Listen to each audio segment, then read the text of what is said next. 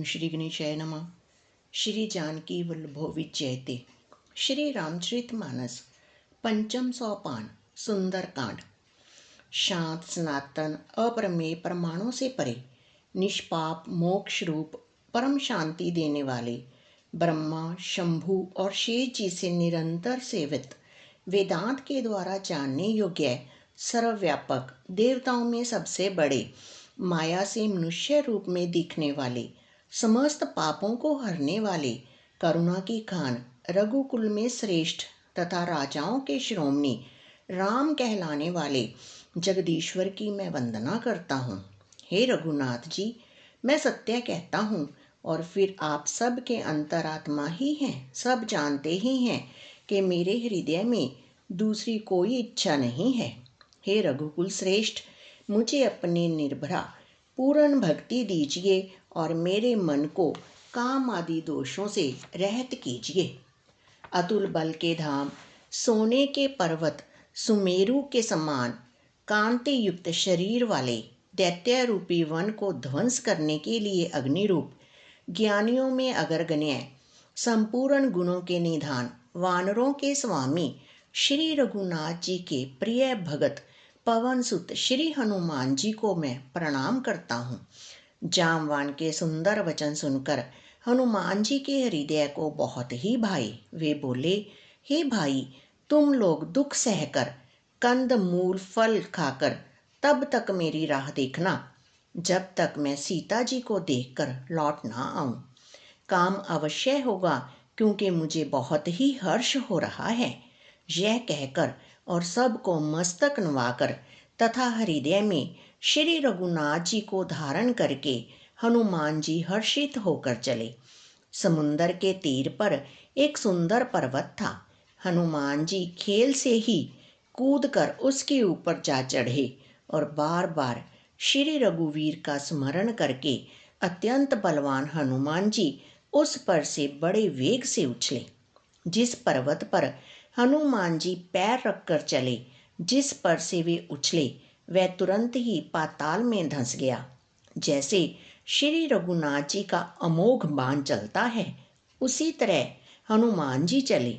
समुंदर ने उन्हें श्री रघुनाथ जी का दूत समझकर मैनाक पर्वत से कहा, हे मैनाक, तू इनकी थकावट दूर करने वाला हो, अर्थात अपने ऊपर इन्हें विश्राम दे। हनुमान जी ने उसे हाथ से छू दिया, फिर प्रणाम करके कहा, भाई, श्री रामचंद्र जी का काम किए बिना मुझे विश्राम कहाँ। देवताओं ने पवन पुत्र हनुमान जी को जाते हुए देखा। उनकी विशेष बल बुद्धि को जानने के लिए परीक्षार्थ उन्होंने सुरसा नामक सर्पों की माता को भेजा। उसने आकर हनुमान जी से यह बात कही, आज देवताओं ने मुझे भोजन दिया है। यह वचन सुनकर पवन कुमार हनुमान जी ने कहा, श्री राम जी का कार्य करके मैं लौट आऊं और सीता जी की खबर प्रभु को सुना दूं, तब मैं आकर तुम्हारे मुंह में घुस जाऊंगा, तुम मुझे खा लेना। हे माता, मैं सत्य कहता हूँ, अभी मुझे जाने दे। जब किसी भी उपाय से उसने जाने नहीं दिया, तब हनुमान जी ने कहा, तो फिर मुझे खा ना ले। उसने योजन भर 4 कोस में मुंह फैलाया। तब हनुमान जी ने अपने शरीर को उससे दूना बढ़ा लिया। उसने 16 योजन का मुख किया। हनुमान जी तुरंत ही 32 योजन के हो गए। जैसे जैसे सुरसा मुख का विस्तार बढ़ाती थी, हनुमान जी उनका दूना रूप दिखलाते थे। उसने 100 योजन 400 कोस का मुख किया। तब हनुमान जी ने बहुत ही छोटा रूप धारण कर लिया और वे उसके मुख में घुसकर तुरंत बाहर निकल आए और उसे सिर नवाकर विदा मांगने लगे। उसने कहा, मैंने तुम्हारे बुद्धि बल का भेद पा लिया, जिसके लिए देवताओं ने मुझे भेजा था। तुम श्री रामचंद्र जी का सब कार्य करोगे क्योंकि तुम बल बुद्धि के भंडार हो।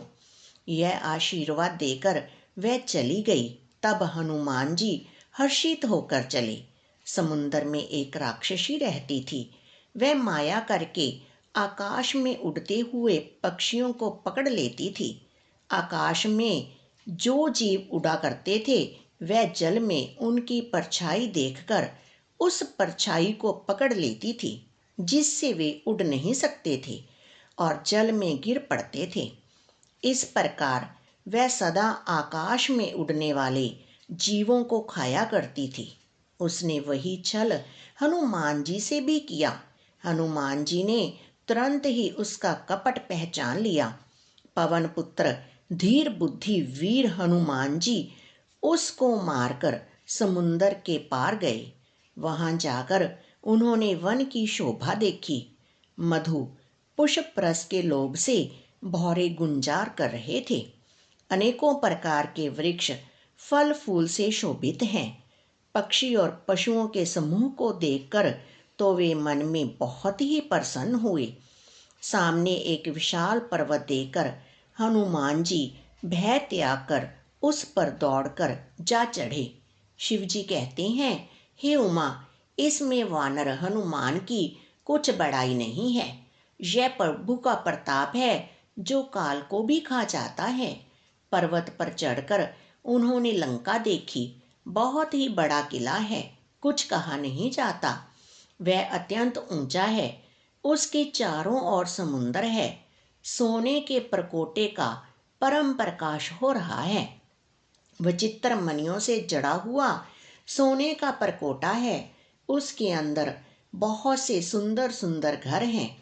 चौराहे, बाजार, सुंदर मार्ग और गलियां हैं। सुंदर नगर बहुत प्रकार से सजा हुआ है। हाथी, घोड़े, खच्चरों के समूह तथा पैदल और रथों के समूहों को कौन गिन सकता है। अनेक रूपों के राक्षसों के दल हैं। उनकी अत्यंत बलवती सेना वर्णन करते नहीं बनती। वन, बाग, उपवन, बगीचे, फुलवाड़ी, तालाब, कुएं और बावलियां सुशोभित हैं। मनुष्य, नाग, देवताओं और गंधर्वों की कन्याएं अपने सौंदर्य से मुनियों के भी मनों को मोहे लेती हैं। कहीं पर्वत के समान विशाल शरीर वाले बड़े ही बलवान मल पहलवान गरज रहे हैं। वे अनेकों अखाड़ों में बहुत प्रकार से भिड़ते और एक दूसरे को ललकारते हैं। भयंकर शरीर वाले करोड़ों योद्धा यत्न करके बड़ी सावधानी से नगर की चारों दिशाओं में सब ओर से रखवाली करते हैं। कहीं दुष्ट राक्षस भैंसों, मनुष्यों, गायों, गधों और बकरों को खा रहे हैं। तुलसीदास जी ने इनकी कथा इसलिए कुछ थोड़ी सी कही है कि ये निश्चय ही श्री रामचंद्र जी के बाण रूपी तीर्थ में शरीरों को त्याग कर परम गति पावेंगे। नगर के बहुसंख्यक रखवालों को देखकर हनुमान जी ने मन में विचार किया कि अत्यंत छोटा रूप धरूं और रात के समय नगर में प्रवेश करूं। हनुमान जी मच्छर के समान छोटा सा रूप धारण कर नर रूप से लीला करने वाले भगवान श्री रामचंद्र जी का स्मरण करके लंका को चले। लंका के द्वार पर लंकिनी नाम की एक राक्षसी रहती थी। वह बोली, मेरा निरादर करके बिना मुझसे पूछे कहाँ चला जा रहा है। अरे मूर्ख, तूने मेरा भेद नहीं जाना। जहाँ तक जितने चोर हैं वे सब मेरे आहार हैं। महाकपि हनुमान जी ने उसे एक घूंसा मारा, जिससे वह खून की उल्टी करती हुई पृथ्वी पर लुढ़क पड़ी। वह लंकनी फिर अपने को संभाल कर उठी और डर के मारे हाथ जोड़कर विनती करने लगी। वह बोली, रावण को जब ब्रह्मा जी ने वर दिया था तब चलते समय उन्होंने मुझे राक्षसों के विनाश की यह पहचान बता दी थी कि जब तू बंदर के मारने से व्याकुल हो जाए तब तू राक्षसों का संहार हुआ जान लेना। हे तात, मेरे बड़े पुण्य हैं जो मैं श्री रामचंद्र जी के दूत को नेत्रों से देख पाई। हे तात, स्वर्ग और मोक्ष के सब सुखों को तराजू के एक पल्लड़े में रखा जाए तो भी वे सब मिलकर दूसरे पल्लड़े पर रखे हुए उस सुख के बराबर नहीं हो सकते जो क्षण मात्र के सत्संग से होता है। अयोध्यापुरी के राजा श्री रघुनाथ जी को हृदय में रखे हुए नगर में प्रवेश करके सब काम कीजिए। उसके लिए विष अमृत हो जाता है, शत्रु मित्रता करने लगते हैं, समुंदर गाय के खुर के बराबर हो जाता है, अग्नि में शीतलता आ जाती है। और हे गरुड़ जी, सुमेरु पर्वत उसके लिए रज के समान हो जाता है, जिसे श्री रामचंद्र जी ने एक बार कृपा करके देख लिया। तब हनुमान जी ने बहुत ही छोटा रूप धारण किया और भगवान का स्मरण करके नगर में प्रवेश किया। उन्होंने एक एक महल की खोज की, जहाँ तहाँ असंख्य योद्धा देखे। फिर वे रावण के महल में गए। वह अत्यंत विचित्र था, जिसका वर्णन नहीं हो सकता। हनुमान जी ने उस रावण को शयन किए देखा, परंतु महल में जानकी जी नहीं दिखाई दी। फिर एक सुंदर महल दिखाई दिया। वहां उसमें भगवान का एक अलग मंदिर बना हुआ था। वह महल श्री राम जी के आयुध धनुष बाण के चिन्हों से अंकित था। उसकी शोभा वर्णन नहीं की जा सकती। वहां नवीन नवीन तुलसी के वृक्ष समूहों को देखकर कपिराज श्री हनुमान जी हर्षित हुए। लंका तो राक्षसों के समूह का निवास स्थान है, यहाँ सज्जन साधु पुरुष का निवास कहाँ। हनुमान जी मन में इस प्रकार तर्क करने लगे। उसी समय विभीषण जी जागे। उन्होंने विभीषण ने राम नाम का स्मरण किया। हनुमान जी ने उन्हें सज्जन जाना और हृदय में हर्षित हुए। हनुमान जी ने विचार किया कि इनसे हट करके अपनी ओर से ही परिचय करूँगा, क्योंकि साधु से कार्य की हानि नहीं होती, प्रत्युत लाभ ही होता है। ब्राह्मण का रूप धरकर हनुमान जी ने उन्हें वचन सुनाए। सुनते ही विभीषण जी उठकर वहां आई, प्रणाम करके कुशल पूछी और कहा कि हे ब्राह्मण देव, अपनी कथा समझाकर कहिए। क्या आप हरि भक्तों में से कोई हैं? क्योंकि आपको देखकर मेरे हृदय में अत्यंत प्रेम उमड़ रहा है। अथवा क्या आप दीनों से प्रेम करने वाले स्वयं श्री राम जी ही हैं, जो मुझे बड़भागी बनाने घर बैठे दर्शन देकर कृतार्थ करने आए हैं? तब हनुमान जी ने श्री रामचंद्र जी की सारी कथा कहकर अपना नाम बताया।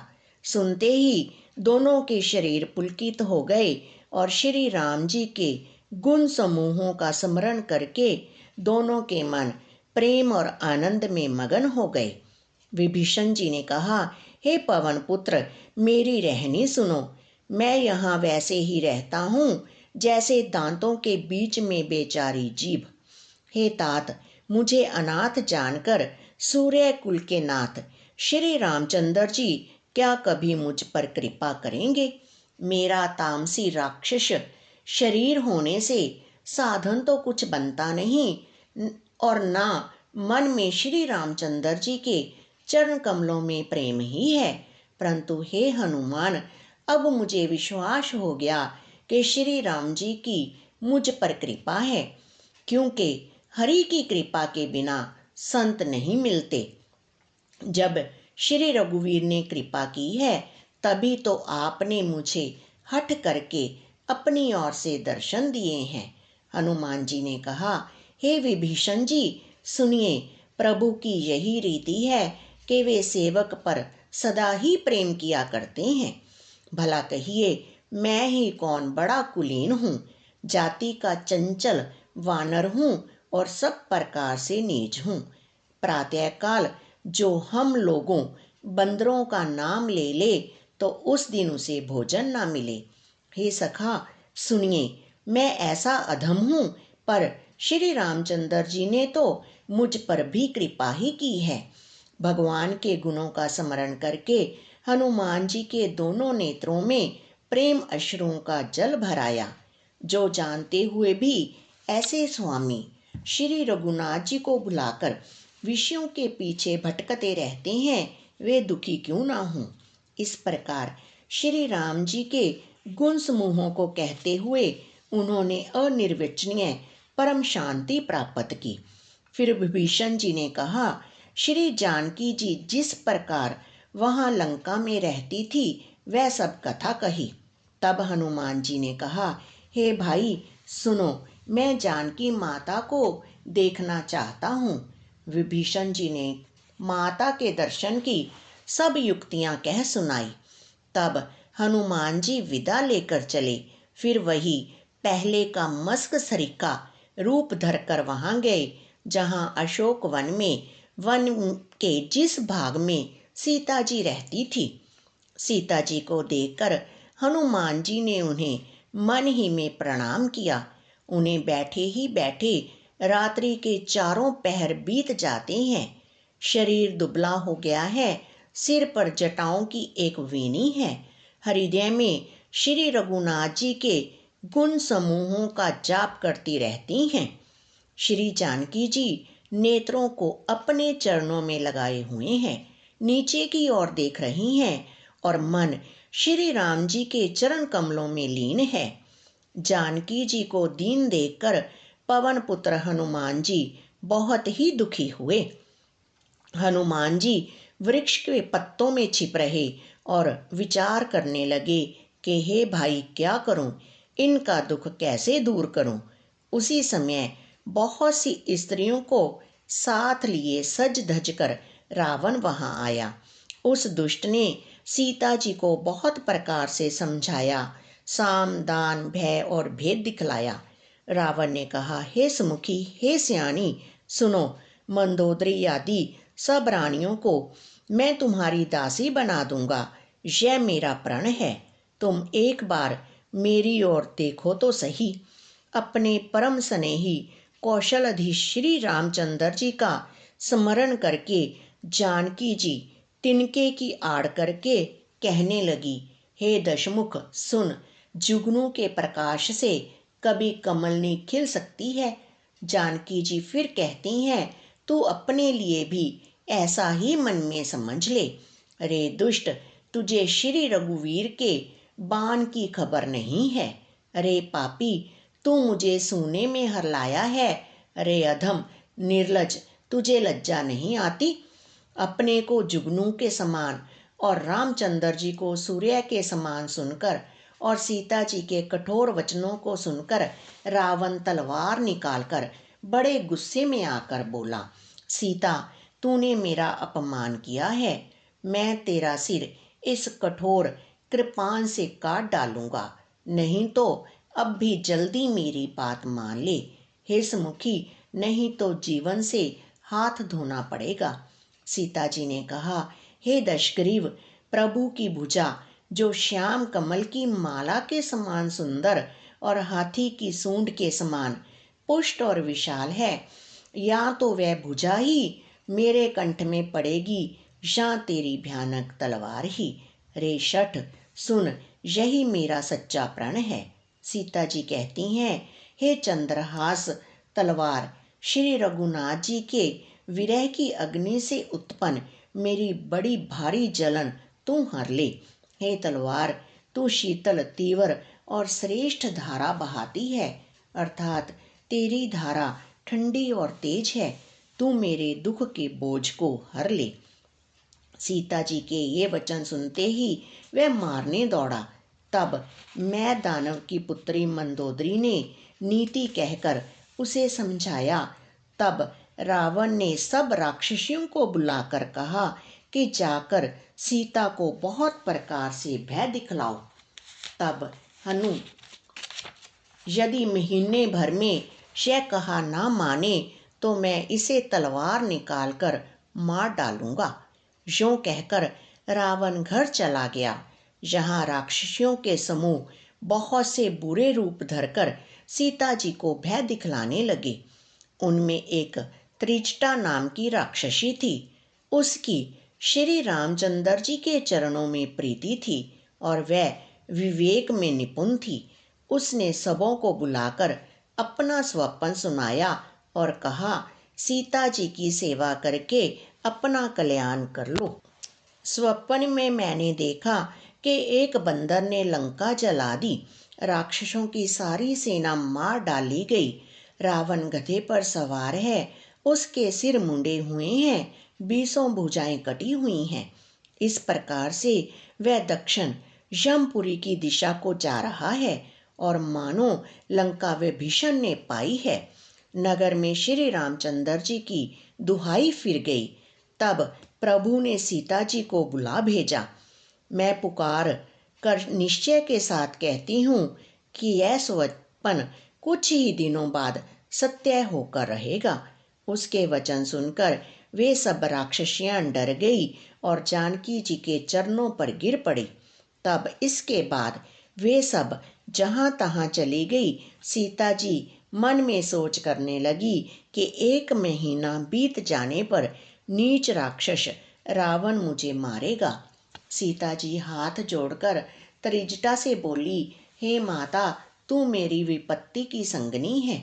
जल्दी कोई ऐसा उपाय कर जिससे मैं शरीर छोड़ सकूं। विरह असहाय हो चला है, अब यह सहा नहीं जाता। काठ लाकर चिता बनाकर सजा दे। हे माता, फिर उसमें आग लगा दे। हे सियानी, तू मेरी प्रीति को सत्य कर दे। रावण की शूल के समान दुख देने वाली वाणी कानों से कौन सुने। सीता जी के वचन सुनकर त्रिजटा ने चरण पकड़कर उन्हें समझाया और प्रभु का प्रताप, बल और सुजस सुनाया। उसने कहा, हे सुकुमारी, सुनो, रात्रि के समय आग नहीं मिलेगी। ऐसा कहकर वह अपने घर चली गई।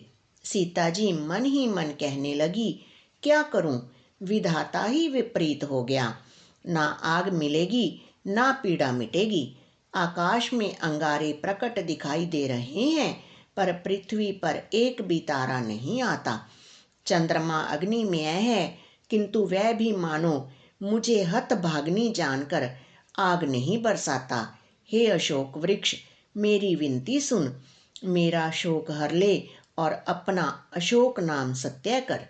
तेरे नए नए कोमल पत्ते अग्नि के समान हैं, अग्नि दे।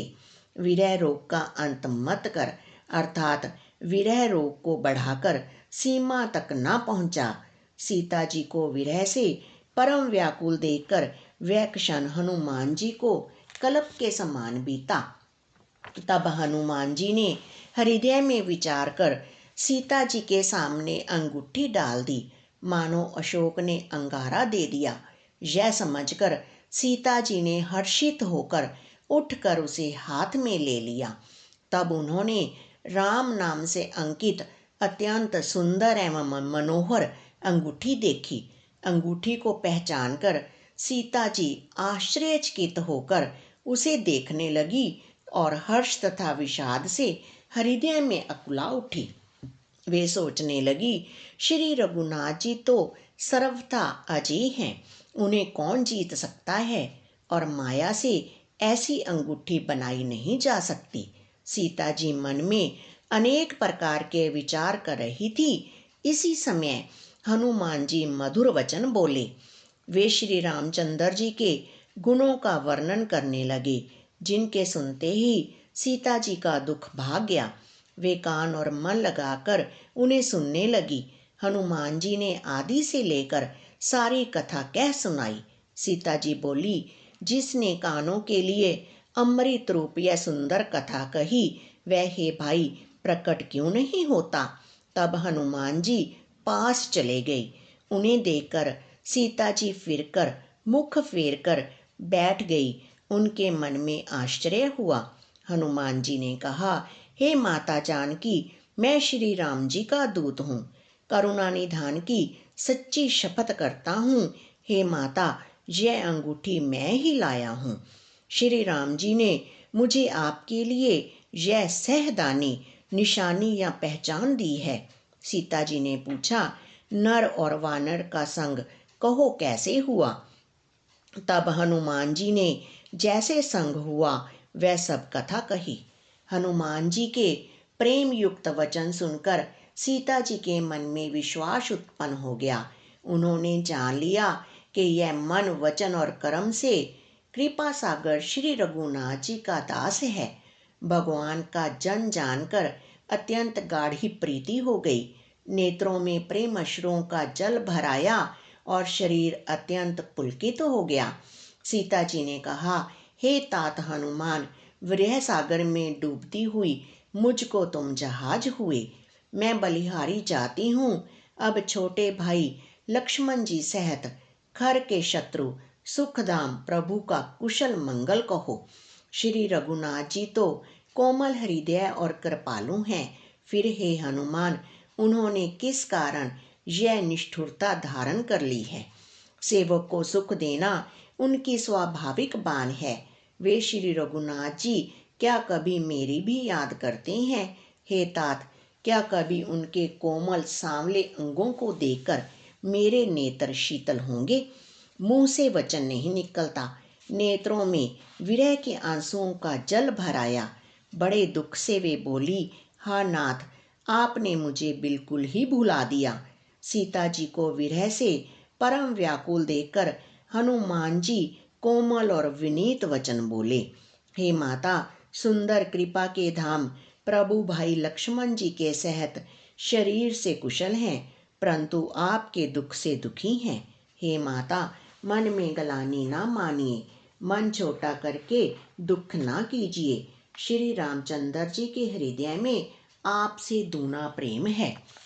हे माता, अब धीरज धरकर श्री रघुनाथ जी का संदेश सुनिए।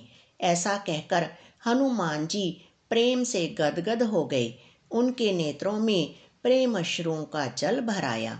हनुमान जी बोले, श्री रामचंद्र जी ने कहा है कि हे सीते, तुम्हारे वियोग में मेरे लिए सभी पदार्थ प्रतिकूल हो गए हैं। वृक्षों के नए नए कोमल पत्ते मानो अग्नि के समान, रात्रि काल रात्रि के समान, चंद्रमा सूर्य के समान और कमलों के वन भालों के वन के समान हो गए हैं। मेघ मानो खौलता हुआ तेल बरसाते हैं। जो हित करने वाले थे वे ही अब पीड़ा देने लगे हैं। त्रिविध शीतल मंद सुगंध वायु सांप के श्वास के समान जहरीली और गर्म हो गई है। मन का दुख कह डालने से भी कुछ घट जाता है, पर कहूँ किससे? यह दुख कोई जानता नहीं।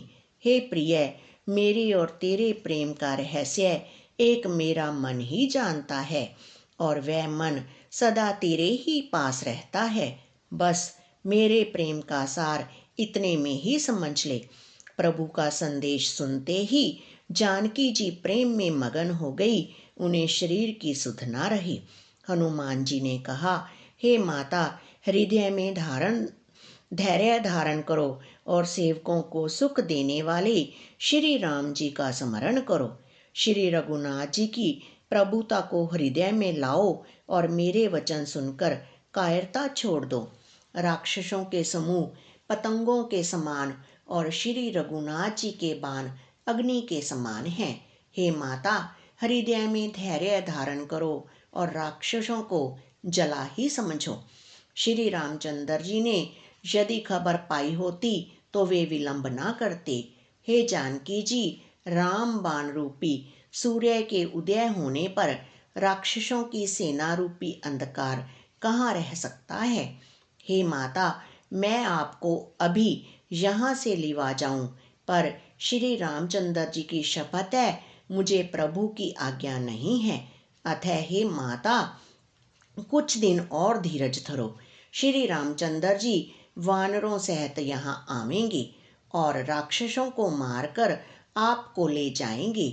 नारदादि ऋषि मुनि तीनों लोकों में उनका यश गावेंगे। सीता जी ने कहा, हे पुत्र, सब बानर तुम्हारे ही समान नन्हे नन्हे से होंगे। राक्षस तो बड़े बलवान योद्धा हैं। अतः मेरे हृदय में बड़ा भारी संदेह होता है कि तुम जैसे बंदर राक्षसों को कैसे जीतेंगे। यह सुनकर हनुमान जी ने अपना शरीर प्रकट किया। सोने के पर्वत सुमेरु के आकार का अत्यंत विशाल शरीर था, जो युद्ध में शत्रुओं के हृदय में भय उत्पन्न करने वाला अत्यंत बलवान और वीर था। तब उसे देखकर सीता जी के मन में विश्वास हुआ। हनुमान जी ने फिर छोटा रूप धारण कर लिया। हे माता सुनो, वानरों में बहुत बल बुद्धि नहीं होती, परंतु प्रभु के प्रताप से बहुत छोटा सर्प भी गरुड़ को खा सकता है। अत्यंत निर्बल भी महान बलवान को मार सकता है। भक्ति, प्रताप, तेज और बल से सनी हुई हनुमान जी की वाणी सुनकर सीता जी के मन में संतोष हुआ।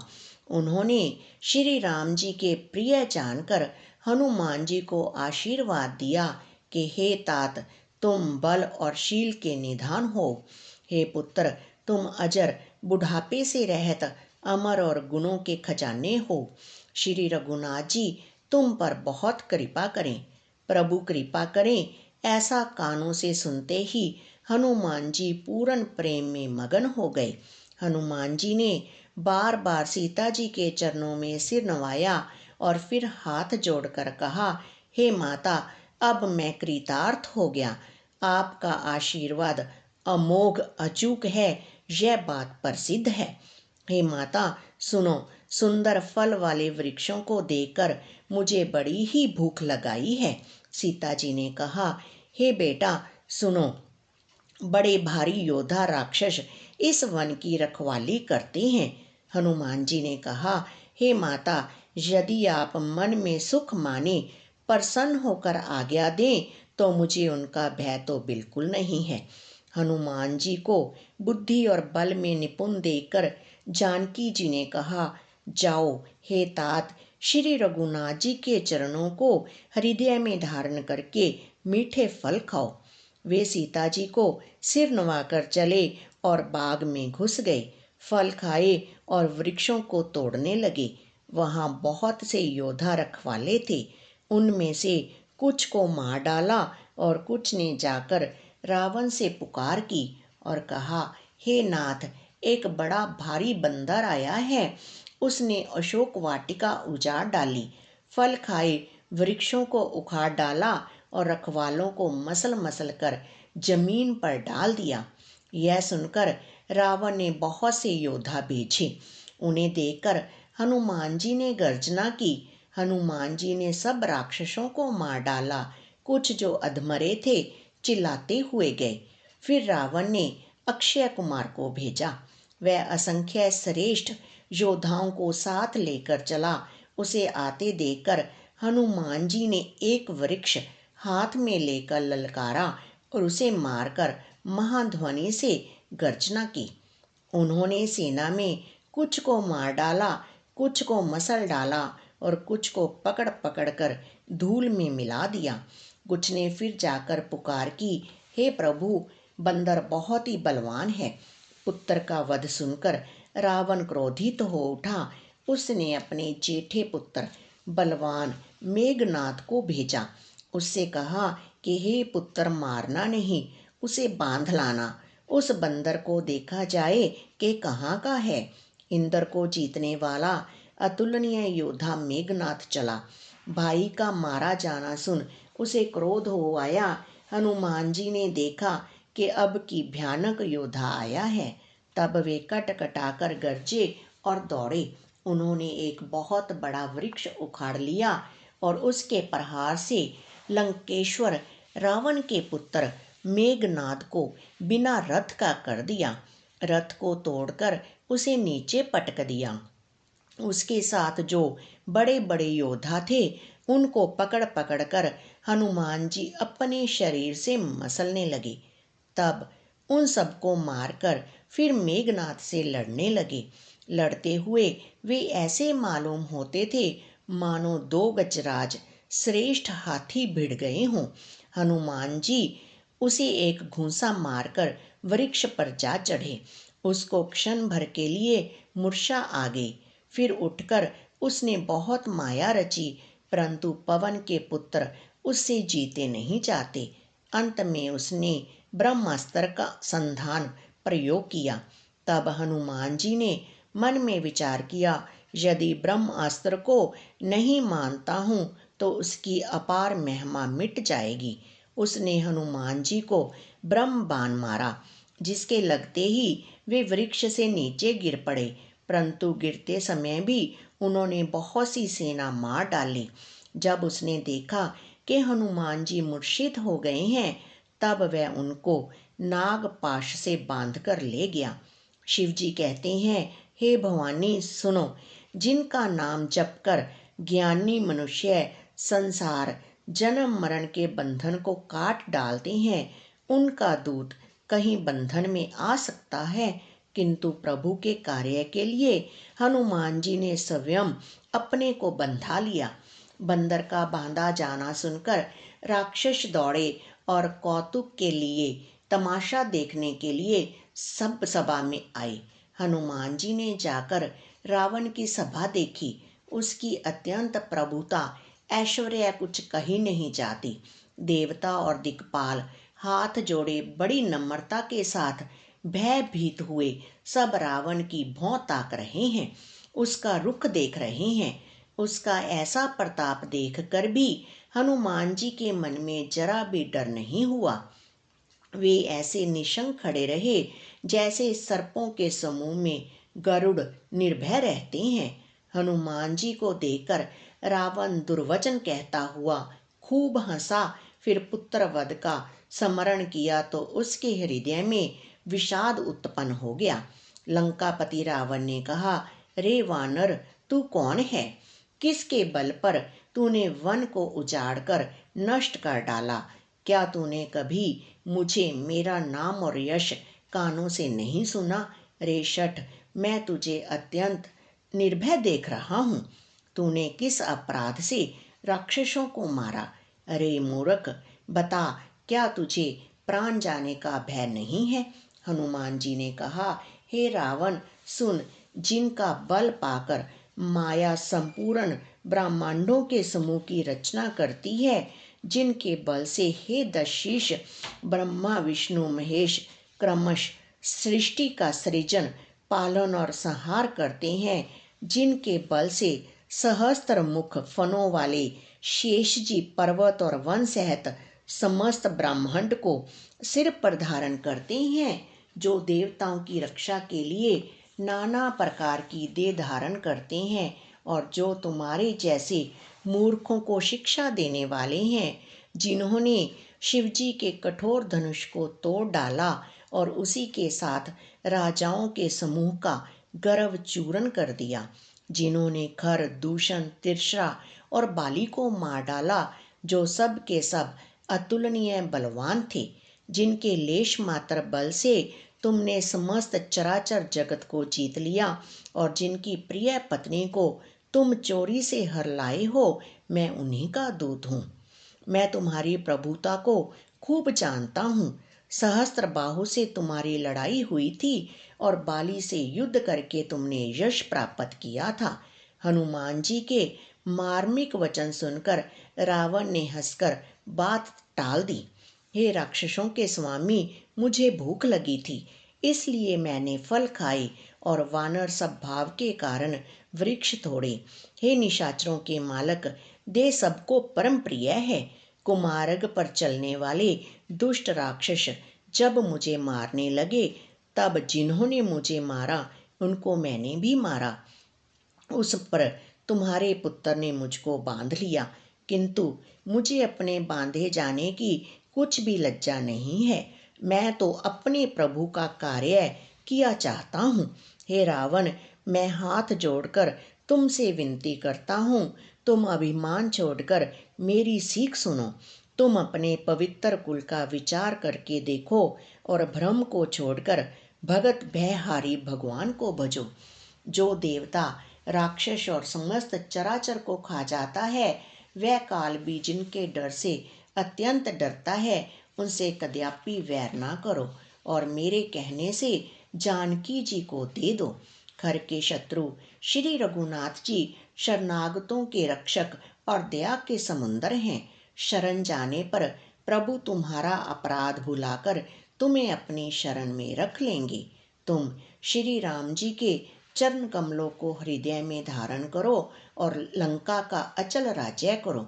ऐसी पुल सत्या जी का यश निर्मल चंद्रमा के समान है। उस चंद्रमा में तुम कलंक ना बनो।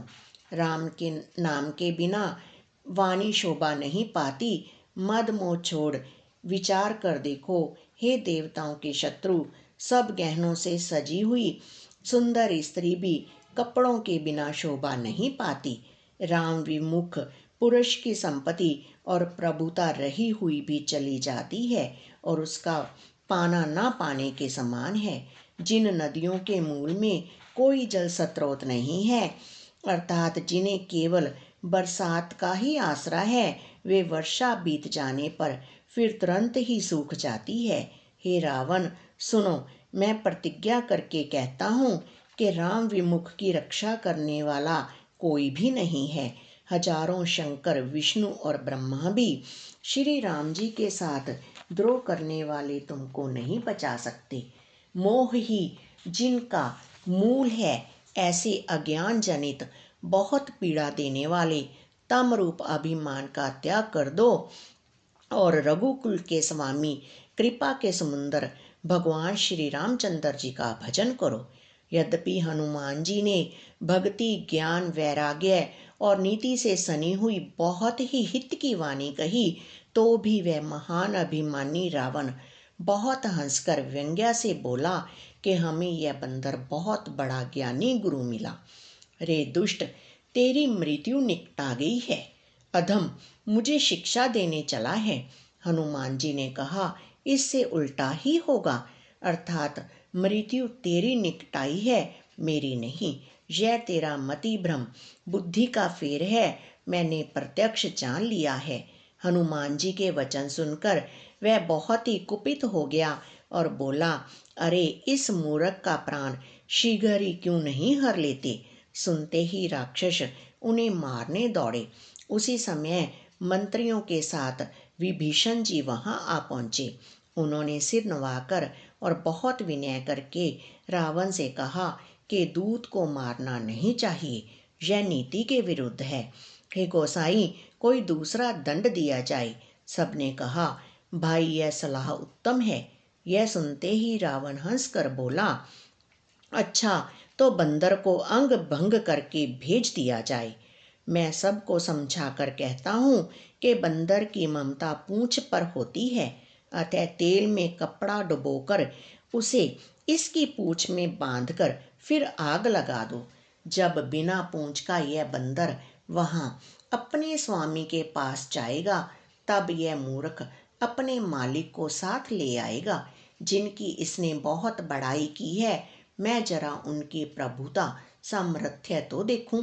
यह वचन सुनते ही हनुमान जी मन में मुस्कुराए और मन ही मन बोले कि मैं जान गया, सरस्वती जी इसे ऐसी बुद्धि देने में सहायक हुई हैं। रावण के वचन सुनकर मूर्ख राक्षस वही पूंछ में आग लगाने की तैयारी करने लगे। पूंछ के लपेटने में इतना कपड़ा और घी तेल लगा कि नगर में कपड़ा, घी और तेल नहीं रह गया। हनुमान जी ने ऐसा खेल किया कि पूंछ बढ़ गई, लंबी हो गई। नगरवासी लोग तमाशा देखने आए।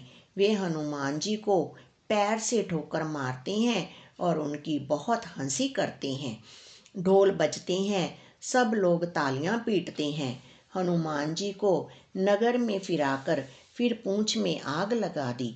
अग्नि को जलते हुए देखकर हनुमान जी तुरंत ही बहुत छोटे रूप में हो गए। बंधन से निकलकर वे सोने की अटारियों पर जा चढ़े। उनको देखकर राक्षसों की स्त्रियां भयभीत हो गई। उस समय भगवान की प्रेरणा से 49 पवन चलने लगे।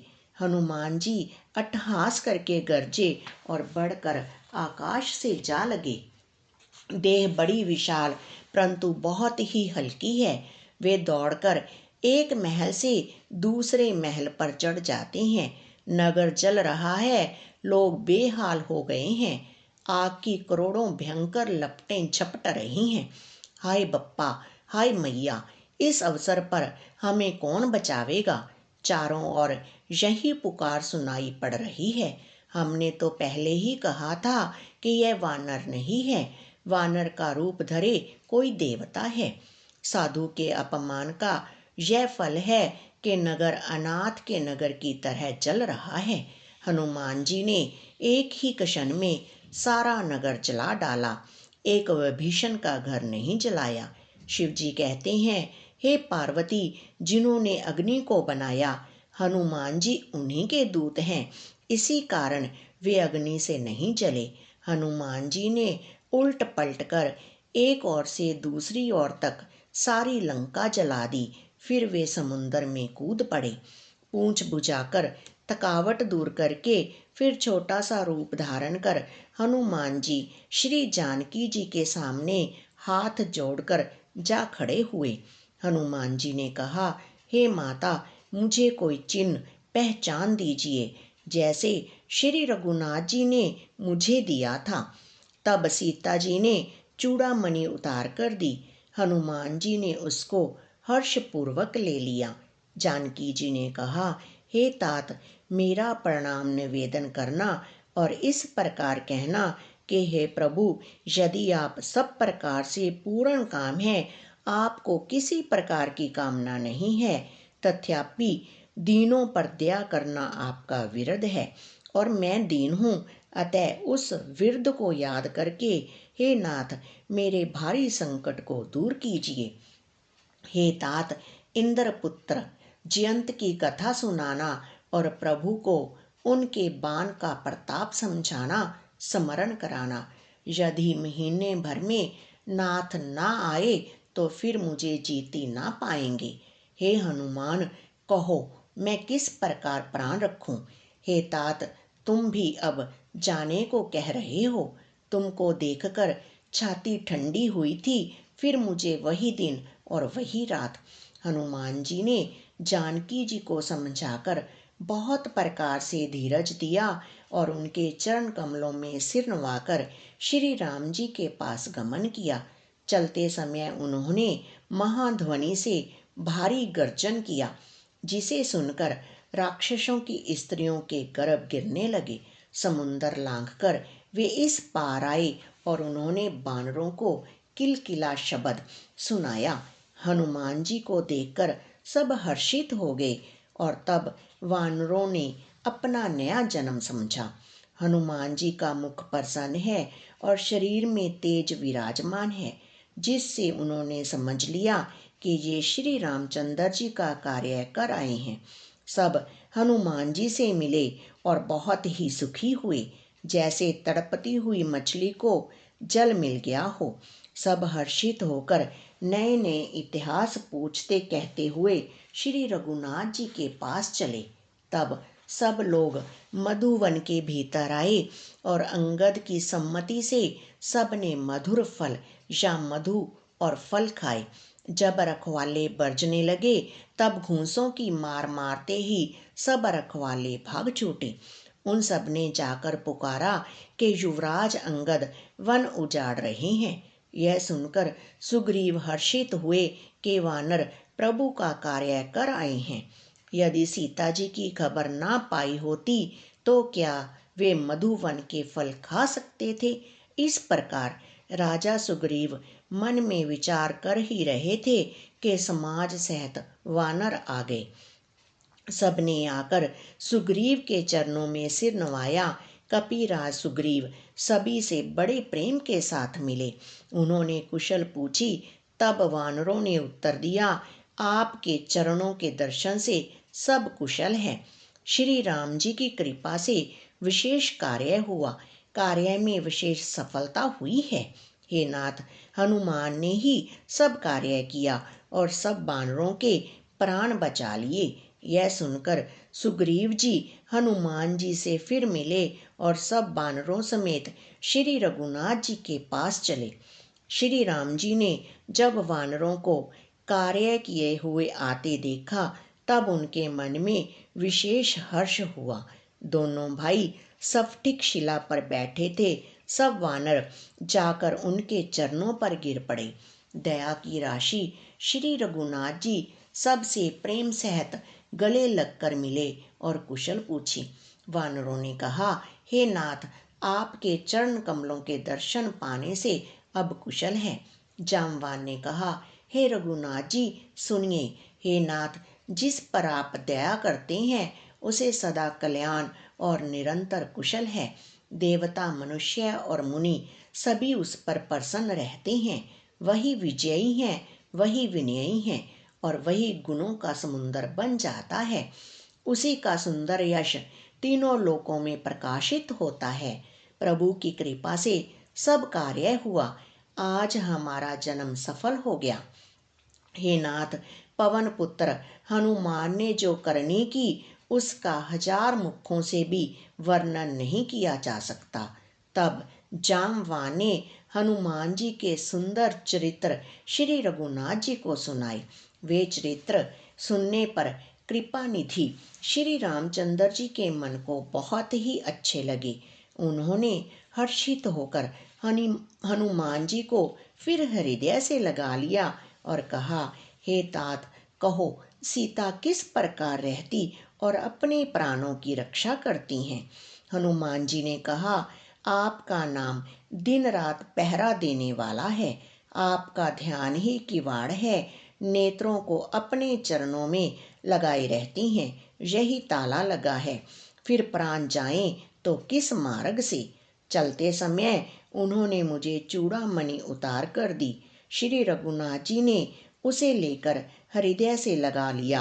हनुमान जी ने कहा, हे नाथ, दोनों नेत्रों में जल भरकर जानकी जी ने मुझसे कुछ वचन कहे।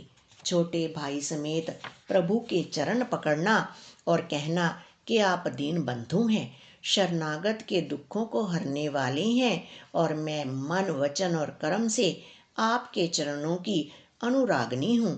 फिर स्वामी, आपने मुझे किस अपराध से त्याग दिया। हाँ, एक दोष मैं अपना अवश्य मानती हूँ कि आपका वियोग होते ही मेरे प्राण नहीं चले गए। किंतु हे नाथ, यह तो नेत्रों का अपराध है जो प्राणों के निकलने में हठ पूर्वक बाधा देते हैं। विरह अग्नि है, शरीर रुई है और श्वास पवन है। इस प्रकार अग्नि और पवन का संयोग न होने से यह शरीर क्षण मात्र में जल सकता है, परंतु नेत्र अपने हित के लिए प्रभु का स्वरूप देखकर सुखी होने के लिए जल बरसाते हैं, जिससे विरह की आग से भी देह जलने नहीं पाती। सीता जी की विपत्ति बहुत बड़ी है। हे दीनदयालु, वह बिना कही ही अच्छी है। कहने से आपको बड़ा क्लेश होगा। हे करुणा निदान, उनका एक एक पल कल्प के समान बीतता है। अतः हे प्रभु, तुरंत चलिए और अपनी भुजाओं के बल से दुष्टों के दल को जीतकर सीता जी को ले आइए। सीता जी का दुख सुनकर सुख के धाम प्रभु के कमल नेत्रों में जल भराया और वे बोले, मन, वचन और शरीर से जिसे मेरी ही गति, मेरा ही आश्रय है, उसे क्या स्वप्न में भी विपत्ति हो सकती है। हनुमान जी ने कहा, हे प्रभु, विपत्ति तो तभी है जब आपका भजन स्मरण ना हो। हे प्रभु, राक्षसों की बात ही कितनी है, आप शत्रु को जीतकर जानकी जी को ले आवेंगे। भगवान कहने लगे, हे हनुमान, सुन, तेरे समान मेरा उपकारी देवता, मनुष्य अथवा मुनि कोई भी शरीरधारी नहीं है। मैं तेरा प्रति उपकार बदले में उपकार तो क्या करूं, मेरा मन भी तेरे सामने नहीं हो सकता। हे पुत्र, सुन, मैंने मन में खूब विचार करके देख लिया कि मैं तुझसे उऋण नहीं हो सकता। देवताओं के रक्षक प्रभु बार बार हनुमान जी को देख रहे हैं। नेत्रों में प्रेम अश्रुओं का जल भरा है और शरीर अत्यंत पुलकित है। प्रभु के वचन सुनकर और उसके प्रसन्न मुख तथा पुलकित अंगों को देखकर हनुमान जी हर्षित हो गए और प्रेम में विकल होकर, हे भगवान, मेरी रक्षा करो, रक्षा करो कहते हुए श्री राम जी के चरणों में गिर पड़े। प्रभु उनको बार बार उठाना चाहते हैं, परंतु प्रेम में डूबे हुए हनुमान जी को चरणों से उठना सुहाता नहीं। प्रभु का कर कमल हनुमान जी के सिर पर है। उस स्थिति का स्मरण करके शिव जी प्रेम मगन हो गए। फिर मन को सावधान करके शंकर जी अत्यंत सुंदर कथा कहने लगे। हनुमान जी को उठाकर प्रभु ने हृदय से लगाया और हाथ पकड़कर अत्यंत निकट बैठा लिया। हे हनुमान, बताओ तो, रावण के द्वारा सुरक्षित लंका और उसके बड़े बांके किले को तुमने किस तरह चलाया? हनुमान जी ने प्रभु को प्रसन्न जाना और वे अभिमान रहित वचन बोले, बंदर का बस यही बड़ा पुरुषार्थ है कि वह एक डाल से दूसरी डाल पर चला जाता है। मैंने जो समुंदर लांघकर सोने का नगर जलाया और राक्षस गण को मारकर अशोक वन को उजाड़ डाला, यह सब तो हे रघुनाथ जी आप ही का प्रताप है। हे नाथ, इसमें मेरी प्रभुता कुछ भी नहीं है। हे प्रभु, जिस पर आप प्रसन्न हो उसके लिए कुछ भी कठिन नहीं है। आपके प्रभाव से रुई, जो स्वयं बहुत जल्दी जल जाने वाली वस्तु है, बड़वानल को निश्चय ही जला सकती है, अर्थात असंभव भी संभव हो सकता है। हे नाथ, मुझे अत्यंत सुख देने वाली अपनी निश्चल भक्ति कृपा करके दीजिए। हनुमान जी की अत्यंत सरल वाणी सुनकर हे भवानी, तब प्रभु श्री रामचंद्र जी ने एवं मस्तु ऐसा ही हो कहा। हे उमा, जिसने श्री राम जी का स्वभाव जान लिया उसे भजन छोड़कर दूसरी बात ही नहीं सुहाती। यह स्वामी सेवक का संवाद जिसके हृदय में आ गया वही श्री रघुनाथ जी के चरणों की भक्ति पा गया। प्रभु के वचन सुनकर वानरगण कहने लगे, कृपालु आनंद कंद श्री राम जी की जय हो, जय हो, जय हो। तब रघुनाथ जी ने कपिराज सुग्रीव को बुलाया और कहा, चलने की तैयारी करो। अब विलंब किस कारण किया जाए? वानरों को तुरंत आज्ञा दो।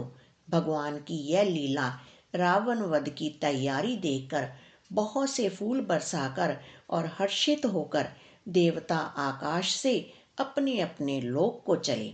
वानरराज सुग्रीव ने शीघ्र ही वानरों को बुलाया। सेनापतियों के समूह आ गए।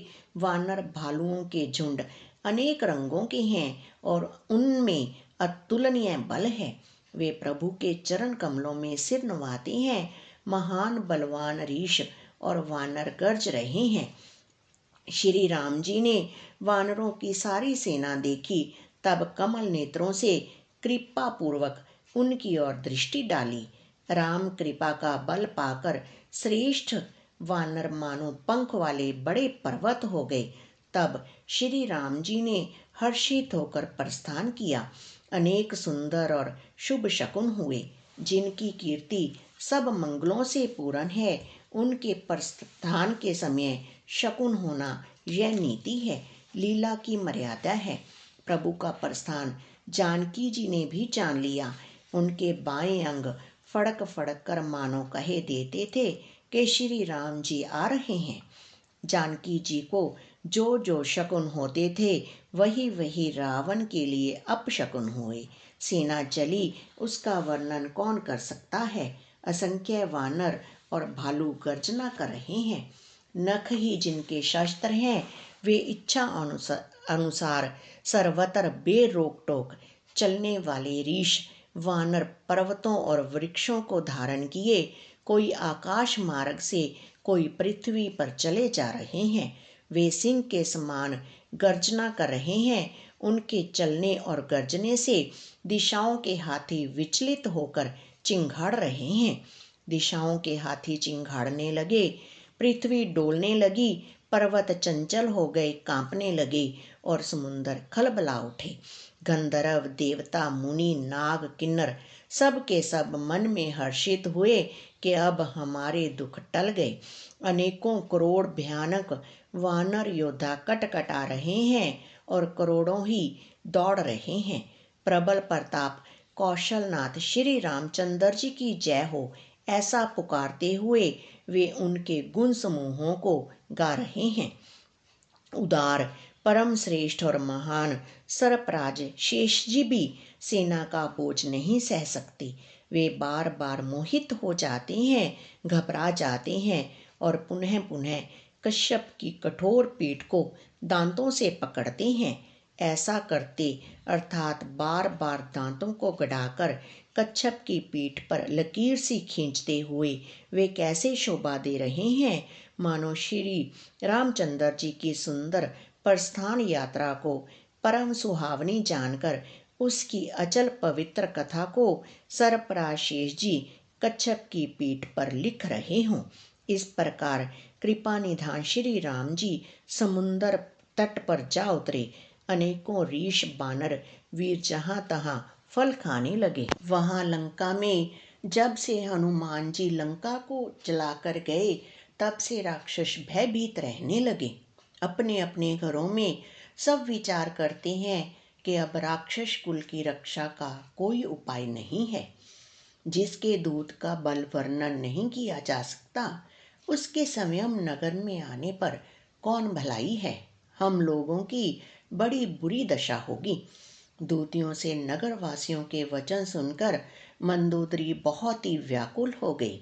वह एकांत में हाथ जोड़कर पति रावण के चरणों लगी और नीति रस में पगी हुई वाणी बोली, हे प्रियतम, श्री हरि से विरोध छोड़ दीजिए। मेरे कहने को अत्यंत ही हितकर जानकर हृदय में धारण कीजिए। जिनके दूत की करने का विचार करते ही, स्मरण आते ही राक्षसों की स्त्रियों के गर्भ गिर जाते हैं। हे प्यारे स्वामी, यदि भला चाहते हैं तो अपने मंत्री को बुलाकर उसके साथ उनकी स्त्री को भेज दीजिए। सीता आपके कुल रूपी कमलों के वन को दुख देने वाली जाड़े की रात्रि के समान आई है। हे नाथ, सुनिए, सीता को दिए बिना शंभु और ब्रह्मा के किए भी आपका भला नहीं हो सकता। श्री राम जी के बाण सर्पों के समूह के समान हैं और राक्षसों के समूह मेंढक के समान। जब तक वे इन्हें ग्रस नहीं लेते, निगल नहीं जाते, तब तक हठ छोड़कर उपाय कीजिए। मूर्ख और जगत प्रसिद्ध अभिमानी रावण कानों से उसकी वाणी सुनकर खूब हंसा और बोला, स्त्रियों का स्वभाव सचमुच ही बहुत डरपोक होता है। मंगल में भी भय करती हो। तुम्हारा मन बहुत ही कमजोर है। यदि वानरों की सेना आवेगी तो बेचारे राक्षस उसे खाकर अपना जीवन निर्वाह करेंगे। लोकपाल भी जिसके डर से कांपते हैं, उसकी स्त्री डरती हो, यह बड़ी हंसी की बात है। रावण ने ऐसा कहकर हंसकर उसे हृदय से लगा लिया और ममता बढ़ाकर अधिक स्नेह दर्शाकर वह सभा में चला गया। मंदोदरी हृदय में चिंता करने लगी कि पति पर विधाता प्रतिकूल हो गए। ज्यों ही वह सभा में जाकर बैठा, उसने खबर पाई कि शत्रु की सारी सेना समुंदर के उस पार आ गई है। उसने मंत्रियों से पूछा कि उचित सलाह कहिए, अब क्या करना चाहिए। तब वे सब हंसे और बोले कि चुप किए रहिए, इसमें सलाह की कौन सी बात है। आपने देवताओं और राक्षसों को जीत लिया, तब तो कुछ श्रम ही नहीं हुआ, फिर मनुष्य और वानर किस गिनती में हैं। मंत्री, वैद्य और गुरु, ये तीन यदि अप्रसन्नता के भय या लाभ की आशा से हित की बात ना कहकर प्रिय बोलते हैं, ठकुर सुहाती कहने लगते हैं, तो क्रमश राज्य, शरीर और धर्म, इन तीन का शीघ्र ही नाश हो जाता है। रावण के लिए भी वही सहायता संयोग आ बनी है। मंत्री उसे सुना सुनाकर मुंह पर स्तुति करते हैं। इसी समय अवसर जानकर विभीषण जी आए। उन्होंने बड़े भाई के चरणों में सिर नवाया। फिर वे सिर नवाकर अपने आसन पर बैठ गए और आज्ञा पाकर ये वचन बोले, हे कृपालु, जब आपने मुझसे राय पूछी ही है, तो हे तात, मैं अपनी बुद्धि के अनुसार आपके हित की बात कहता हूँ। जो मनुष्य अपना कल्याण, सुंदर यश, सुबुद्धि, शुभ गति और नाना प्रकार के सुख चाहता हो, वह हे स्वामी पर स्त्री के ललाट को चौथ के चंद्रमा की तरह त्याग दे। अर्थात जैसे लोग चौथ के चंद्रमा को नहीं देखते, उसी प्रकार पर स्त्री का मुख ही ना देखे। 14 भुवनों का एक ही स्वामी हो, वह भी जीवों से वैर करके ठहर नहीं सकता, नष्ट हो जाता है। जो मनुष्य गुणों का समुंदर और चतुर हो, उसे चाहे थोड़ा भी लोभ क्यों ना हो, तो भी कोई भला नहीं कहता। हे नाथ, काम, क्रोध, मद और लोभ, ये सब नरक के रास्ते हैं। इन सब को छोड़कर श्री रामचंद्र जी को भजिए, जिन्हें संत सतपुरुष भजते हैं। हे तात, राम मनुष्यों के ही राजा नहीं हैं, वे समस्त लोकों के स्वामी और काल के भी काल हैं। वे संपूर्ण ऐश्वर्य, यश, श्री, धर्म, वैराग्य एवं ज्ञान के भंडार हैं। वे निरामय, विकार रहित, अजन्मा, व्यापक, अजय, अनादि और अनंत ब्रह्म हैं। उन कृपा के समुद्र भगवान ने पृथ्वी, ब्राह्मण, गो और देवताओं का हित करने के लिए ही मनुष्य शरीर धारण किया है। हे भाई सुनिए, वे सेवकों को आनंद देने वाले, दुष्टों के समूह का नाश करने वाले और वे तथा धर्म की रक्षा करने वाले हैं। वैर त्याग कर उन्हें मस्तक नवाइए। वे श्री रघुनाथ जी शरणागत का दुख नाश करने वाले हैं। हे नाथ, उन प्रभु को जानकी जी दे दीजिए और बिना ही कारण स्नेह करने वाले श्री राम जी को भजिए। जिसे संपूर्ण जगत से द्रोह करने का पाप लगा है, शरण जाने पर प्रभु उसका भी त्याग नहीं करते। जिनका नाम तीनों तापों का नाश करने वाला है, वे ही प्रभु भगवान मनुष्य रूप में प्रकट हुए हैं। हे रावण, हृदय में यह समझ लीजिए। हे दर्शिश, मैं बार बार आपके चरणों लगता हूँ और विनती करता हूँ कि मान, मोह और मद को त्याग कर आप कौशलपति श्री राम जी का भजन कीजिए। मुनि पुलस्त्य जी ने अपने शिष्य के हाथ यह बात कहला भेजी है कि हे तात, सुंदर अवसर पाकर मैंने तुरंत ही वह बात प्रभु आपसे कह दी। माल्यवान नाम का एक बहुत ही बुद्धिमान मंत्री था। उसने उन विभीषण के वचन सुनकर बहुत सुख माना और कहा, हे तात, आपके छोटे भाई नीति विभूषण, नीति को भूषण रूप में धारण करने वाले अर्थात नीतिमान हैं। विभीषण जो कुछ कह रहे हैं उसे हृदय में धारण कर लीजिए। रावण ने कहा, ये दोनों मूर्ख शत्रु की महिमा बखान रहे हैं, यहाँ कोई है, इन्हें दूर करो ना। तब माल्यवान तो घर लौट गया और विभीषण जी हाथ जोड़कर फिर कहने लगे, हे नाथ, पुराण और वेद ऐसा कहते हैं कि सबुद्धि, अच्छी बुद्धि और कुबुद्धि, खोटी बुद्धि सबके हृदय में रहती है। जहाँ सबुद्धि है वहाँ नाना प्रकार की संपदाएं रहती हैं और जहाँ कुबुद्धि है वहाँ परिणाम में दुख रहते हैं। आपके हृदय में उल्टी बुद्धि आ बसी है, इसी से आप हित को अहित और शत्रु को मित्र मान रहे हैं। जो राक्षस कुल के लिए काल रात्रि के समान हैं, उन सीता पर आपकी बड़ी प्रीति है। हे तात, मैं चरण पकड़कर आपसे भीख मांगता हूँ, विनती करता हूँ कि आप मेरा दुलार रखिए। मुझ बालक के आग्रह को स्नेहपूर्वक स्वीकार कीजिए। श्री राम जी को सीता जी दे दीजिए, जिसमें आपका अहित ना हो। विभीषण ने पंडितों, पुराणों और वेदों द्वारा सम्मत वाणी से नीति बखान कर कही, पर उसे सुनते ही रावण क्रोधित होकर उठा और बोला कि रे दुष्ट, अब मृत्यु तेरे निकट आ गई है। अरे मूर्ख, तू जीता तो सदा मेरा जिलाया हुआ अर्थात मेरे ही अन्न से पल रहा है, पर रे मूढ़ पक्ष तुझे शत्रु का ही अच्छा लगता है। अरे दुष्ट, बताना, जगत में ऐसा कौन है जिसे मैंने अपनी भुजाओं के बल से न जीता हो। मेरे नगर में रहकर प्रेम करता है तपस्वियों पर। मूर्ख, उन्हीं से जा मिल और उन्हीं को नीति बता। ऐसा कहकर रावण ने उन्हें लात मारी, परंतु छोटे भाई विभीषण ने मारने पर भी बार बार उसके चरण ही पकड़े।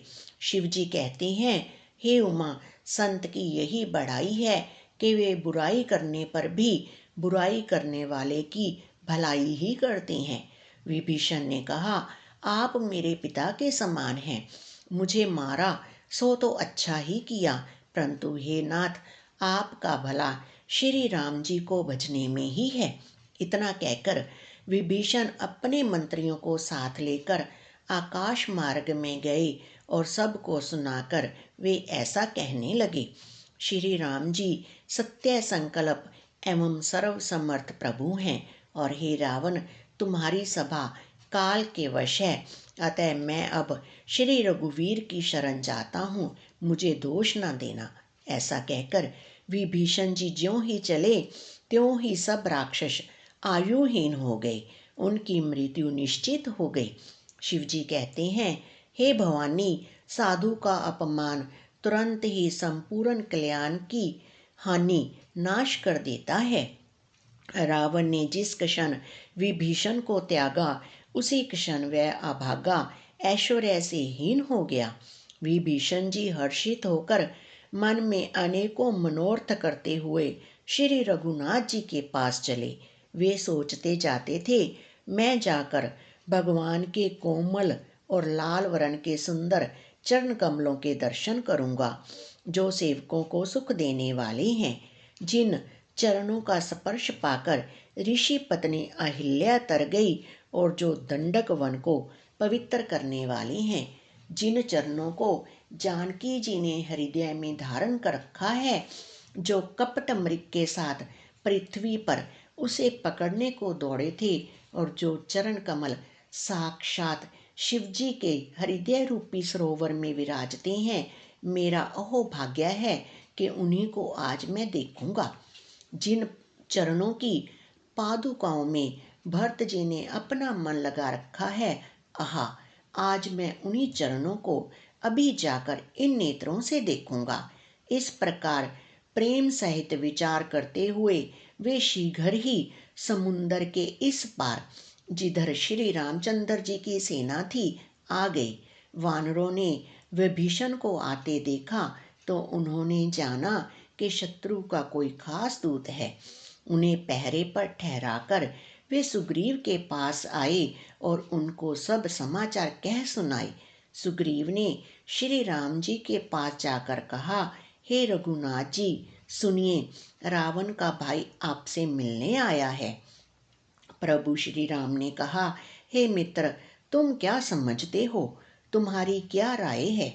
वानरा सुग्रीव ने कहा, हे महाराज, सुनिए, राक्षसों की माया जानी नहीं जाती।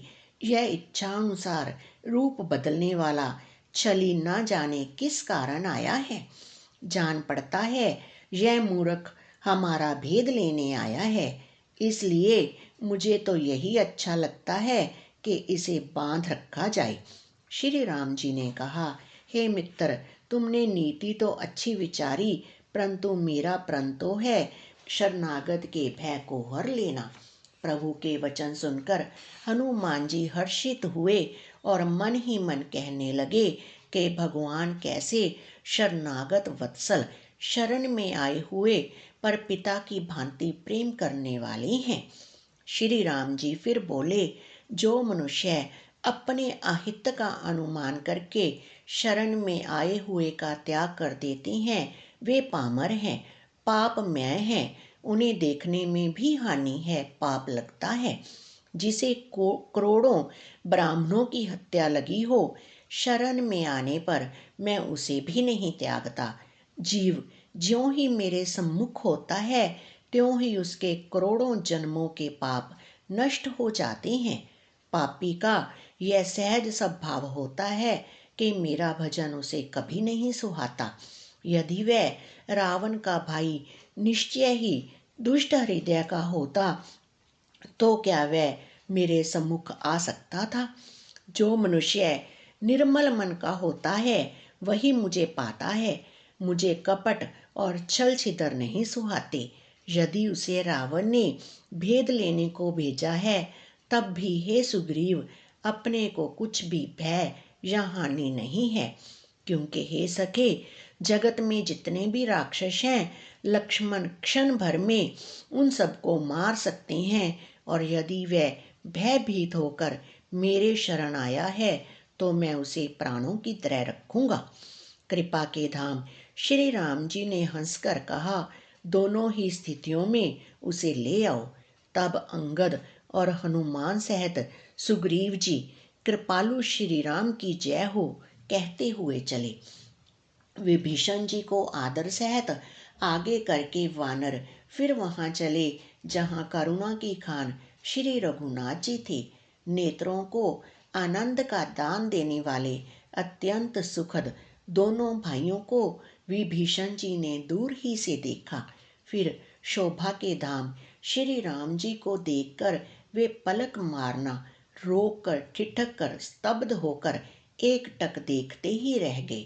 भगवान की विशाल भुजाएं हैं, लाल कमल के समान नेत्र हैं और शरणागत के भय का नाश करने वाला सांवला शरीर है। सिंह के से कंधे हैं, विशाल वक्षस्थल, चौड़ी छाती अत्यंत शोभा दे रहा है। असंख्य कामदेवों के मन को मोहित करने वाला मुख है। भगवान के स्वरूप को देखकर विभीषण जी के नेत्रों में प्रेम अश्रुओं का जल भर आया और शरीर अत्यंत पुलकित हो गया। फिर मन में धीरज धरकर उन्होंने कोमल वचन कहे, हे नाथ, मैं दशमुख रावण का भाई हूँ।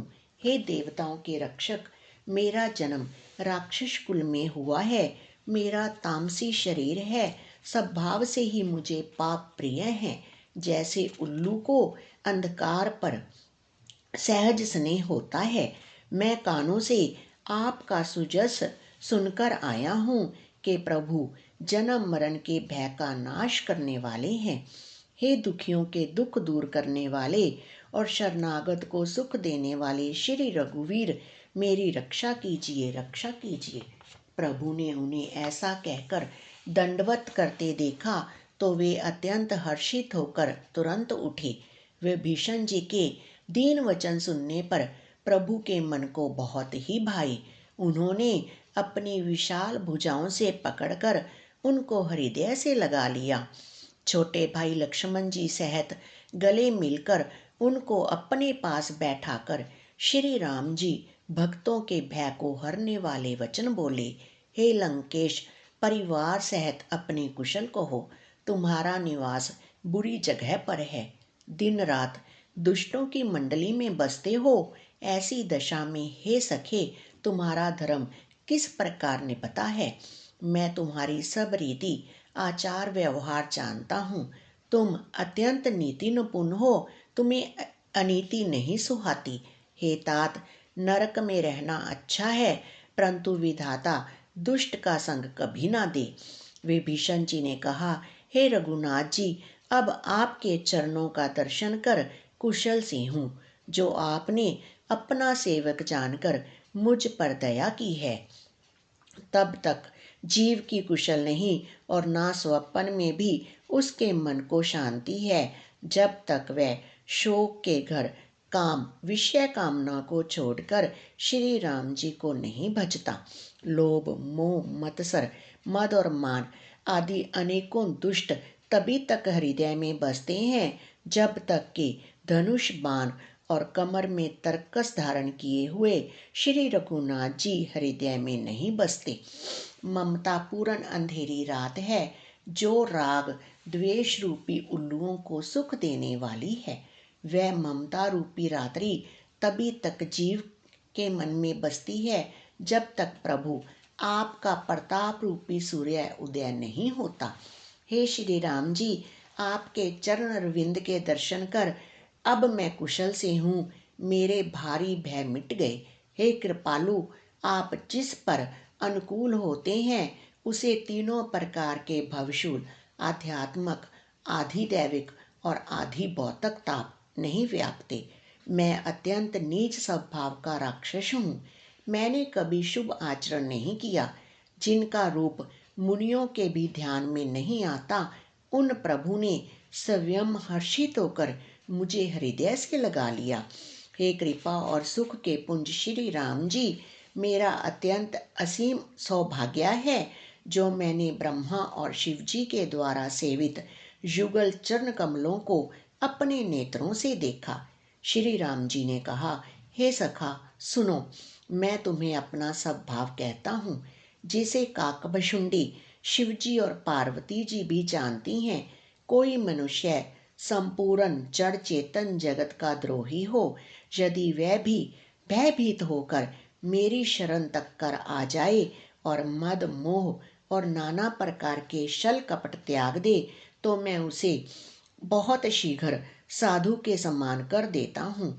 माता पिता भाई पुत्र स्त्री शरीर धन घर मित्र और परिवार, इन सब के ममतव रूपी धागों को बटोरकर और उन सब की एक डोरी बटकर उसके द्वारा जो अपने मन को मेरे चरणों में बांध देता है, सारे सांसारिक संबंधों का केंद्र मुझे बना लेता है, जो समदर्शी है, जिसे कुछ इच्छा नहीं है और जिसके मन में हर्ष शोक और भय नहीं है, ऐसा सज्जन मेरे हृदय में कैसा बसता है, जैसे लोभी के हृदय में धन बसा करता है।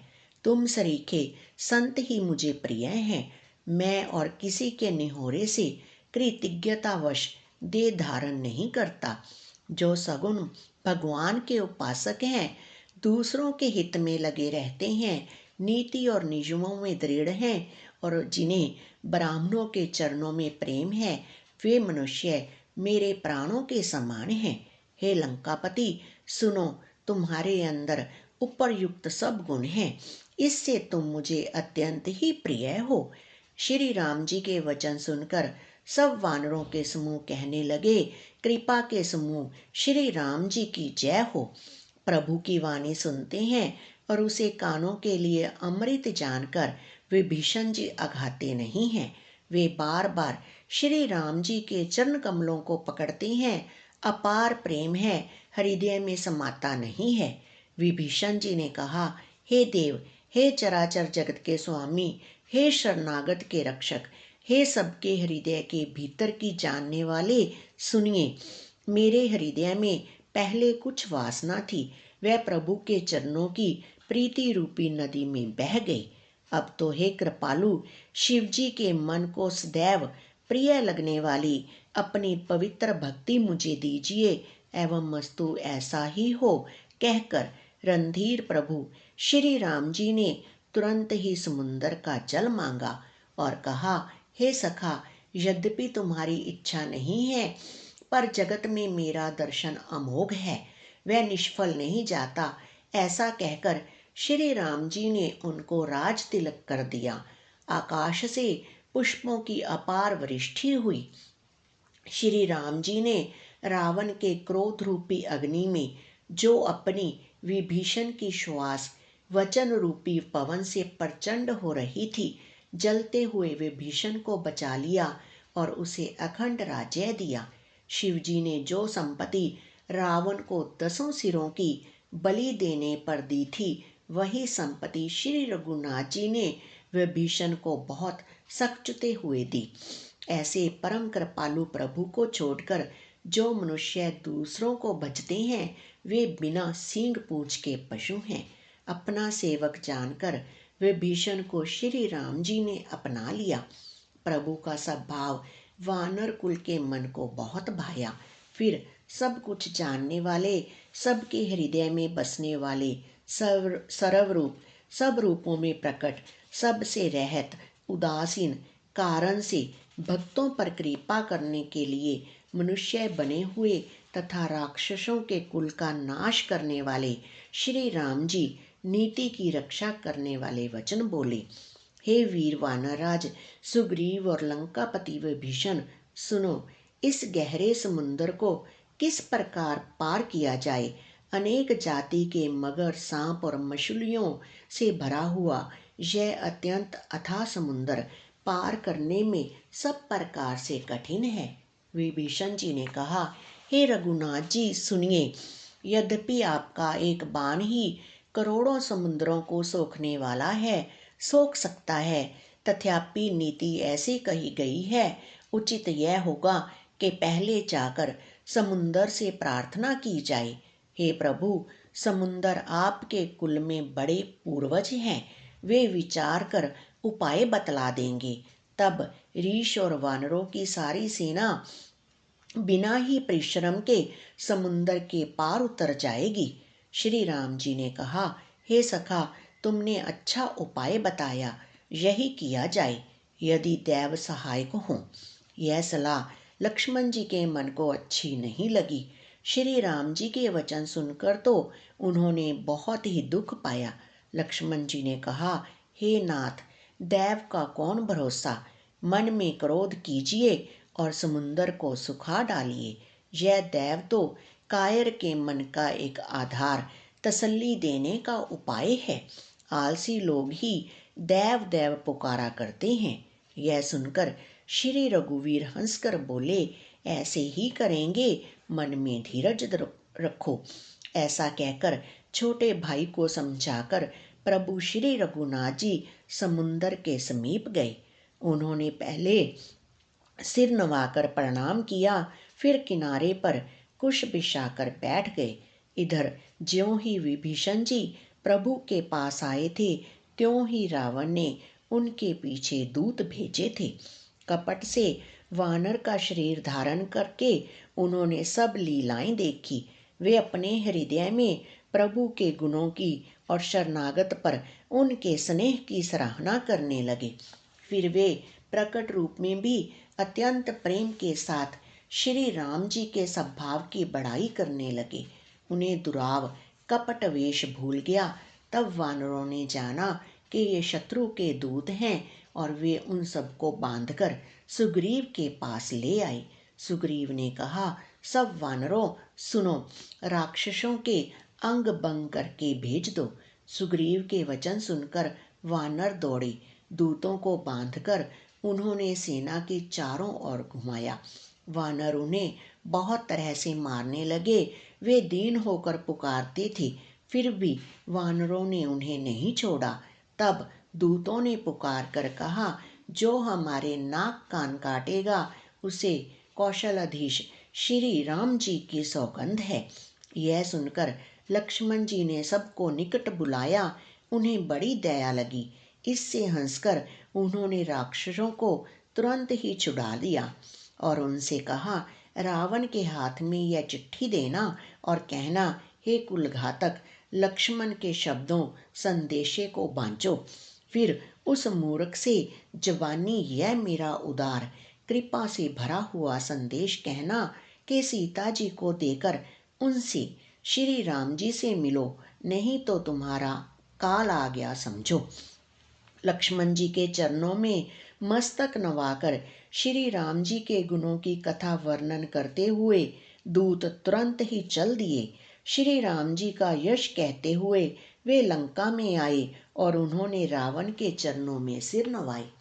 दशमुख रावण ने हंसकर बात पूछी, अरे शुक, अपनी कुशल क्यों नहीं कहता? फिर उस विभीषण का समाचार सुना। मृत्यु जिसके निकट आ गई है। मूर्ख ने राज्य करते हुए लंका को त्याग दिया। अभागा अब जौ का कीड़ा बनेगा। जौ के साथ जैसे घुन भी पिस जाता है, वैसे ही नर वानरों के साथ वह भी मारा जाएगा।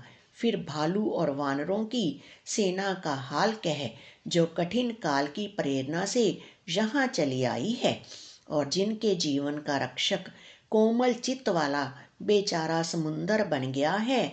अर्थात उनके और राक्षसों के बीच में यदि समुंदर ना होता तो अब तक राक्षस उन्हें मार कर खा गए होते। फिर उन तपस्वियों की बात बता जिनके हृदय में मेरा बड़ा डर है। उनसे तेरी भेंट हुई, या वे कानों से मेरा सुयश सुनकर ही लौट गए। शत्रु सेना का तेज और बल बताता क्यों नहीं? तेरा चित्त बहुत ही चकित भौचक्का सा हो रहा है।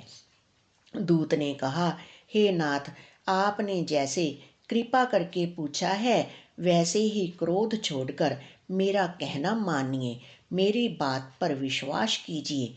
जब आपका छोटा भाई श्री राम जी से जाकर मिला तब उसके पहुँचते ही श्री राम जी ने उसको राज तिलक कर दिया। हम रावण के दूत हैं, यह कानों से सुनकर वानरों ने हमें बांधकर बहुत कष्ट दिए, यहाँ तक कि वे हमारे नाक कान काटने लगे। श्री राम जी की शपथ दिलाने पर कहीं उन्होंने हमको छोड़ा। हे नाथ, आपने श्री राम जी की सेना पूछी, सो वह तो 100 करोड़ मुखों से भी वर्णन नहीं की जा सकती। अनेकों रंगों के भालू और वानरों की सेना है, जो भयंकर मुख वाले, विशाल शरीर वाले और भयानक हैं। जिसने नगर को जलाया और आपके पुत्र अक्षय कुमार को मारा, उसका बल तो सब वानरों में थोड़ा है। असंख्य नामों वाले बड़े ही कठोर और भयंकर योद्धा हैं। उनमें असंख्य हाथियों का बल है और वे बड़े ही विशाल हैं। द्विविद, मयंद, नील, नल, अंगद, गद, विकटास्य, दधिमुख, केसरी, निष्ठ, शठ और जामवान, ये सभी बल की राशि हैं। ये सब बानर बल में सुग्रीव के समान हैं और इनके जैसे एक दो नहीं करोड़ों हैं। उन बहुतों सौ के गिन ही कौन सकता है। श्री राम जी की कृपा से उनमें अतुलनीय बल है। वे तीनों लोगों को तृण के समान समझते हैं। हे दशग्रीव, मैंने कानों से ऐसा सुना है कि 18 पदम तो अकेले वानरों के सेनापति हैं। हे नाथ, उस सेना में ऐसा कोई वानर नहीं है जो आपको रण में जीत ना सके। सब के सब अत्यंत क्रोध से हाथ मींचते हैं, पर श्री रघुनाथ जी उन्हें आज्ञा नहीं देते। हम मछलियों और सांपों सहित समुद्र को सोख लेंगे, नहीं तो बड़े बड़े पर्वतों से उसे भरकर पूर देंगे और रावण को मसलकर धूल में मिला देंगे। सब बानर ऐसे ही वचन कह रहे हैं। सब सहज ही निडर हैं, इस प्रकार गरजते और डपटते हैं मानो लंका को निगल ही जाना चाहते हैं। सब वानर भालू सहज ही शूरवीर हैं। फिर उनके सिर पर प्रभु सर्वेश्वर श्री राम जी हैं। हे रावण, वे संग्राम में करोड़ों कालों को जीत सकते हैं। श्री रामचंद्र जी के तेज, सामर्थ्य, बल और बुद्धि की अधिकता को लाखों शेष भी नहीं गा सकते। वे एक ही बाण से सैकड़ों समुद्रों को सोख सकते हैं। परंतु नीति निपुण श्री राम जी ने नीति की रक्षा के लिए आपके भाई से उपाय पूछा। उनके आपके भाई के वचन सुनकर वे श्री राम जी समुंदर से राह मांग रहे हैं। उनके मन में कृपा भरी है, इसलिए वे उसे सोखते नहीं। दूत के ये वचन सुनते ही रावण खूब हंसा और बोला, जब ऐसी बुद्धि है तभी तो वानरों को सहायक बनाया है। स्वाभाविक ही डरपोक विभीषण के वचन को प्रमाण करके उन्होंने समुंदर से मचलना बालहठ ठाना है। अरे मूर्ख, झूठी भड़ाई क्या करता है। बस मैंने शत्रु राम के बल और बुद्धि की था पाली। जिसके विभीषण जैसा डरपोक मंत्री हो, उसे जगत में विजय और विभूति कहाँ। दुष्ट रावण के वचन सुनकर दूत को क्रोध बढ़ आया। उसने मौका समझकर पत्रिका निकाली और कहा, श्री राम जी के छोटे भाई लक्ष्मण ने यह पत्रिका दी है। हे नाथ, इसे बचवाकर छाती ठंडी कीजिए। रावण ने हंसकर उसे बाएं हाथ से लिया और मंत्री को बुलवाकर वह मूर्ख उसे बचाने लगा।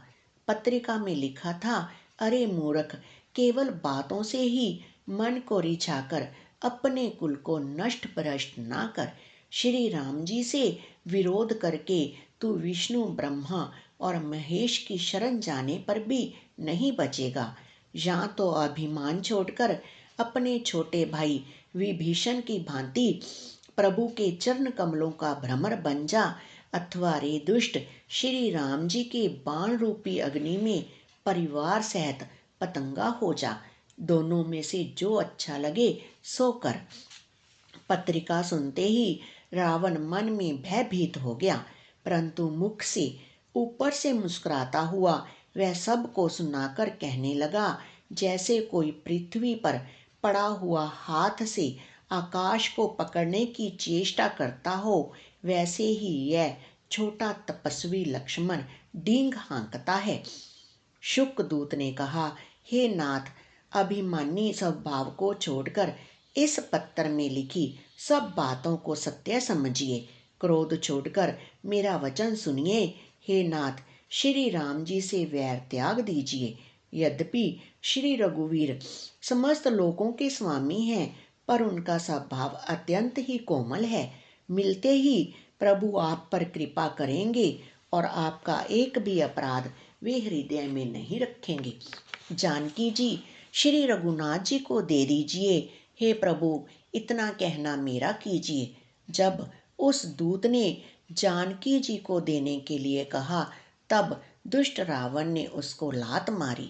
वह भी विभीषण की भांति चरणों में सिर नवाकर वहीं चला जहाँ कृपा सागर श्री रघुनाथ जी थे। प्रणाम करके उसने अपनी कथा सुनाई और श्री राम जी की कृपा से अपनी गति पाई। शिव जी कहते हैं, हे भवानी, वह ज्ञानी मुनि था।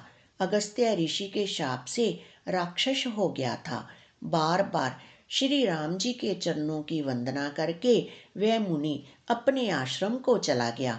इधर 3 दिन बीत गए, किंतु जड़ समुंदर विनय नहीं मानता। तब श्री राम जी क्रोध सहित बोले, बिना भय के प्रीति नहीं होती। हे लक्ष्मण, धनुष बाण लाओ, मैं अग्नि बाण से समुंदर को सोख डालूं। मूर्ख से विनय, कुटिल के साथ प्रीति, स्वाभाविक ही कंजूस से सुंदर नीति, उदारता का उपदेश, ममता में फंसे हुए मनुष्य से ज्ञान की कथा, अत्यंत लोभी से वैराग्य का वर्णन, क्रोधी से शम की बात और कामी से भगवान की कथा, इनका वैसा ही फल होता है जैसा ऊसर में बीज बोने से होता है।